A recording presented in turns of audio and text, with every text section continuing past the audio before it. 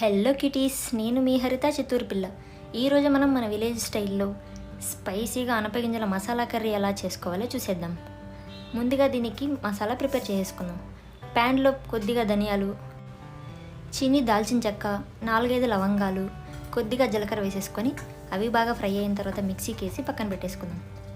అలాగే అదే ప్యాన్లో ఆయిల్ వేసేసుకొని ఆవాలు, ఎద్దుపప్పు, పచ్చిమిరపప్పు, అలాగే కరివేపాకు, 4-5 పచ్చిమిర్చి, కట్ చేసుకున్న ఆనియన్స్, అలాగే ఉప్పు, పసుపు వేసేసుకొని అవి బాగా వేగిన తర్వాత ఒక కట్ చేసుకున్న పెద్ద టమాటా వేసేసుకొని అవి బాగా వేగిన తర్వాత అనపగింజలు వేసేసుకొని అలాగే ముందుగా ప్రిపేర్ చేసుకున్న ఫ్రెష్ అల్లం వెల్లుల్లి పేస్టు, కొద్దిగా మిరప్పొడి, ధనియాల పొడి, మనం ముందుగా ప్రిపేర్ చేసుకున్న మసాలా వేసేసి అది బాగా వేయించుకున్న తర్వాత తగినన్ని వాటర్ వేసేసుకొని కుక్కర్లో 3 విజిల్స్ వరకు ఉడికించుకొని అది ఆరిన తర్వాత కొద్దిగా కొత్తిమీర యాడ్ చేసేస్తే మన స్పైసీ అనపగింజల మసాలా కర్రీ రెడీ.